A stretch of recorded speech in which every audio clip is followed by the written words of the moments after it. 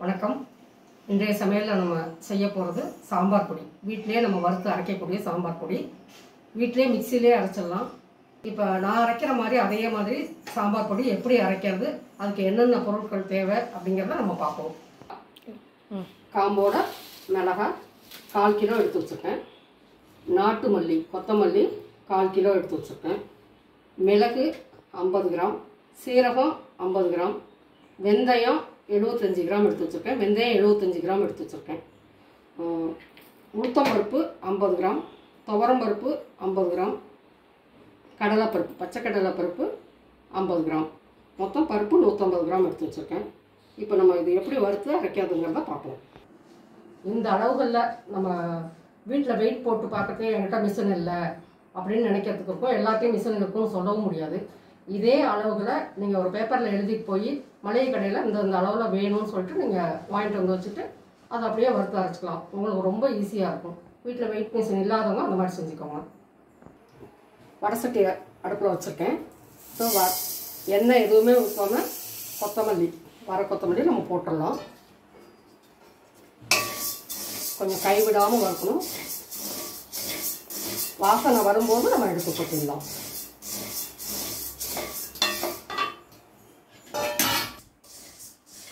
கொத்தமல்லி நல்லா வறுபட்டுருச்சு, வாசம் வருது. நீங்கள் வறுக்கிறத நிறுத்திட்டு ஒரு செகண்ட் நீங்கள் கவனிச்சிங்கன்னா படப்படன்னு பொரியிற சவுண்டு கேட்கும். கொஞ்சம் கவனிக்கும் போது அந்த நேரம் நம்ம எடுத்துடலாம். இதுக்கு அதிகபட்சமாக 3 நிமிஷம் ஆச்சு. இப்போ நம்ம இதை எடுத்து பாத்திரத்துக்கு மாற்றிடலாம். ஒரு அகலமான பாத்திரத்தில் மாற்றிட்டோம்னா ஆறுறதுக்கு சௌகரியமாக இருக்கும். இப்போலாம் நம்ம வறுத்துடலாம்.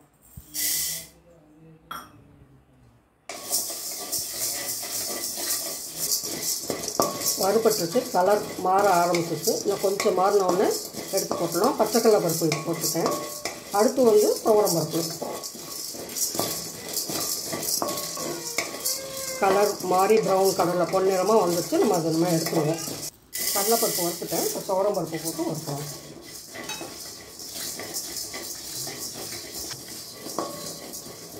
துவரம் பருப்பு பொன்னிறமாக மாற ஆரம்பிச்சிச்சு. நம்ம அது மாதிரி எடுத்துருவோம்.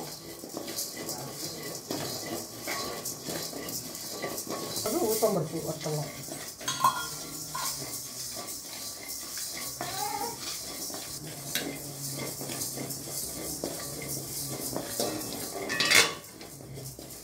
உளுத்தம்பருப்பும் கலர் மாறிடுச்சு, பொன்னிறமாக வந்துட்டு மண்மையை அதை எடுத்துருவோம். 50 கிராம் மிளகு எடுத்து வச்சுருக்கேன், அதை வறுத்துருவோம்.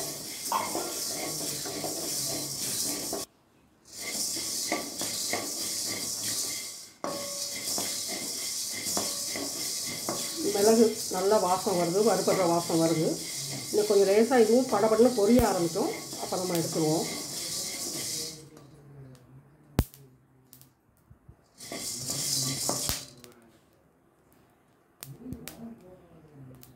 பாருங்கள், பொரியுது, படப்படன்னு பொரியுது. இந்த நேரம் நம்ம எடுத்துடலாம்.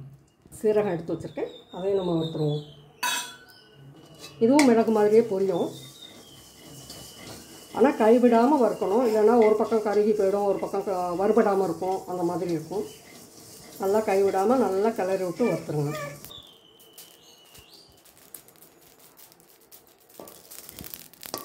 நல்லா சீரகம் பொரியுது, கலரும் மாறிடுச்சு. நம்ம மண்மையை எடுத்து அதே பாத்திரத்தில் நம்ம போட்டு வெந்தயம் எடுத்து வச்சுருக்கேன், அதை நம்ம வறுத்துருவோம். 75 கிராம் வெந்தயம் நம்ம போட்டோம்னா கசக்கும் அப்படின்னு நினைக்காதீங்க. 1/4 கிலோவுக்கு 75 கிராம் வெந்தயம். கசக்கவே கசக்காது. வறுத்துடுறோம்.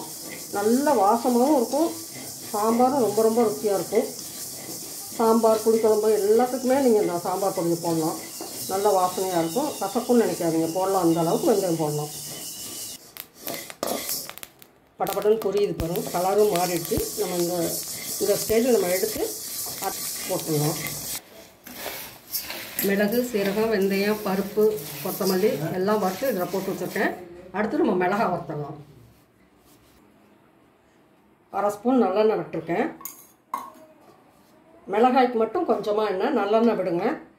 அது இல்லாமல் ஒரே இதாக நம்ம வறுக்க முடியாது. கொஞ்சம் கொஞ்சமாக போட்டு ஒரு 1/4 கிலோவே 3 தடவை போட்டு வறுத்திங்கன்னா கொஞ்சம் ஒரே சீராக வறுப்படும். இல்லைன்னா ஒரு பக்கம் கருகி போயிடும், ஒரு பக்கம் வறுப்படாமையே இருக்கும்.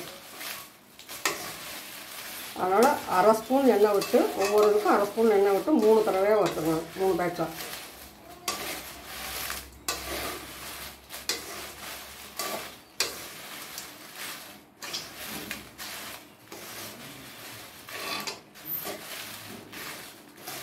ஓரளவு எல்லா இடத்துலையும் எண்ணெய் பரவிடும். இது பாருங்கள் கலர் மாறி இருக்குது. இப்போ இந்த நேரம் நம்ம எடுத்துடலாம். எல்லா மிளகாயும் ஒன்றா நம்ம போட்டு வறுத்தோம்னா ஒரு பக்கம் கலர் மாறி இருக்கும், ஒரு பக்கம் கலர் வறுபடாமையே இருக்கும். அதனால தான் கொஞ்சம் கொஞ்சமாக போட்டு வறுக்க சொல்கிறோம். இப்போ நம்ம எடுத்துகிட்டு பாத்திரத்தில் கொட்டிடுவோம். நல்லெண்ணெய் விடுறேன்.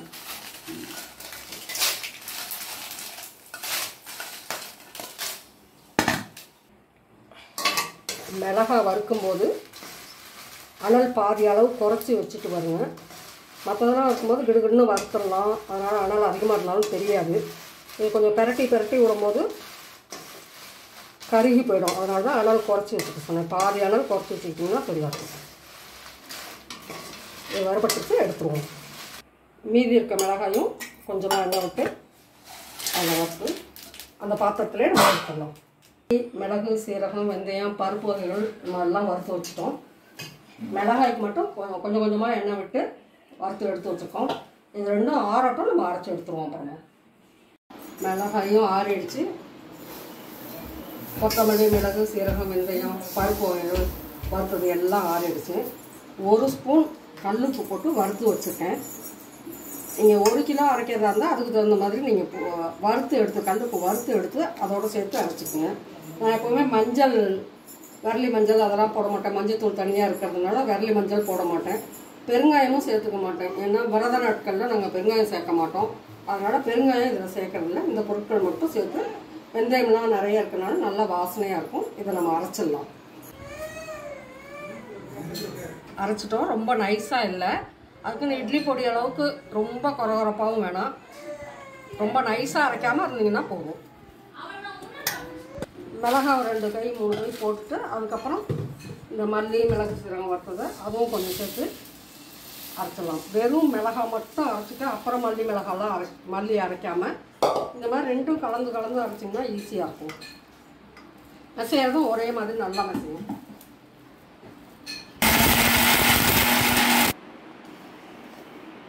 வறுத்து வச்ச எல்லாமே நம்ம அரைச்சி முடிச்சிட்டோம். அரைச்சி முடிச்சுட்டு 2-3 இதாக போட்டதுனால நம்ம நல்லா கலந்து விடணும். கலந்து விட்டு மறுபடியும் ஆறுனதுக்கப்புறம் நம்ம கண்ணாடி பாட்டிலில் எடுத்து வச்சுட்டோம். இந்த பொடி இப்படி போட்டோம்னா கட்டி கட்டாது. சாம்பார் அப்படி போடும்போது கொஞ்சம் நறுநறுப்பாக இருக்கிறதுனால போட்டோம்னா கட்டி கட்டாது. நைஸாக அரைச்சி சளிச்சு எடுத்து வச்சோம்னா அதை போடும்போது அப்படியே கட்டி கட்டியாக போயிடும். இதுனா ரொம்ப நல்லாயிருக்கும். டேஸ்ட்டும் நல்லாயிருக்கும். ரொம்ப நைஸாக அரைக்கிறத விட இந்த மாதிரி அரைச்சி நம்ம சாம்பாருக்கோ, புளிக்குழம்புக்கோ, பொரியலுக்கு எதுக்கு வேணாலும் போடலாம். ரொம்ப வாசமாகவும் நல்லாவும் டேஸ்ட்டாகவும் இருக்கும். இதே மாதிரி நீங்கள் வறுத்து அரைச்சி டேஸ்ட் பார்த்துட்டு நீங்கள் எப்படி இருக்குன்னு சொல்லுங்கள். இந்த சாம்பார் பொடியோட அளவுகள்லாம் கீழே டிஸ்கிரிப்ஷனில் இருக்கும். நீங்கள் பார்த்து அதே மாதிரி வறுத்து அரைச்சிக்கோங்க. நன்றி. நம்ம அடுத்த வீடியோவில் சந்திப்போம்.